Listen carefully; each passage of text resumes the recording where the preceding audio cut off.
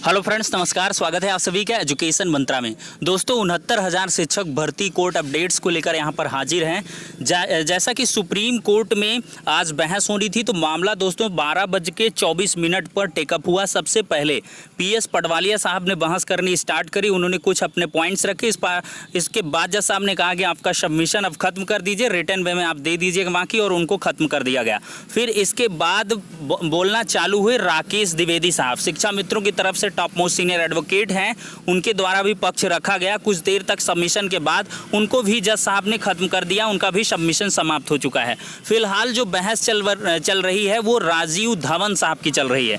राजीव धवन साहब 1,37,000 शिक्षा मित्रों के समायोजन निरस्तीकरण से लेकर अब तक की प्रक्रिया को बखूबी बता रहे हैं। उनके द्वारा कहा गया कि क्वालिफाइंग मार्क्स जो पिछली 68,500 शिक्षक भर्ती में रखा गया था 40-45, वो इसी में रखा जाना चाहिए, क्योंकि rule of the game can not be changed after the commencement of the game. यानी कि खेल शुरू होने के बाद खेल के नियमों में किसी प्रकार का कोई भी परिवर्तन नहीं हो सकता है, ऐसा राजीव धवन साहब के द्वारा कहा गया। लेकिन इस पर जज साहब ने बोला कि 40-45 तो पिछली 68,500 शिक्षक भर्ती का था, ये 69,000 में है। तो अगर असिस्टेंट टीचर ATRE 2019 को सबको यानी कि क्वालिफाई करना ज़रूरी था, तो शिक्षा मित्र क्यों नहीं क्वालिफाई कर पाए 60-65 क्वालिफाइंग मार्क्स पर। रूल ऑफ द गेम पर उन्होंने फिर से बात की कि पहले जो शिक्षा मित्र एक तरीके से माइंड मेकअप करके गए वो 40-45 था, लेकिन एग्ज़ाम के बाद अचानक से उनको बाहर करने की मतलब कारण को लेकर बायस्ड इन नेचर रहते हुए गवर्नमेंट के द्वारा 60-65 जैसा क्वालिफाइंग मार्क्स रखा गया, जिसकी वजह से सारे के सारे शिक्षा मित्र बाहर हो रहे हैं। मात्र 8,018 शिक्षा मित्रों का ही चयन हो रहा है। तो इस प्रकार से उनके द्वारा ये पक्ष रखा जा रहा है। और उन्होंने ये भी कहा, पेपर पैटर्न की भी बात की कि पिछले पेपर पैटर्न में डिस्क्रिप्टिव था, ये ऑब्जेक्टिव, इसमें नंबर ऑफ क्वेश्चंस 150 हैं। इस प्रकार की बहुत सारी मतलब पेपर पर भी चर्चा की गई, कंपैरेटिव एनालिसिस करवाई जा रही है।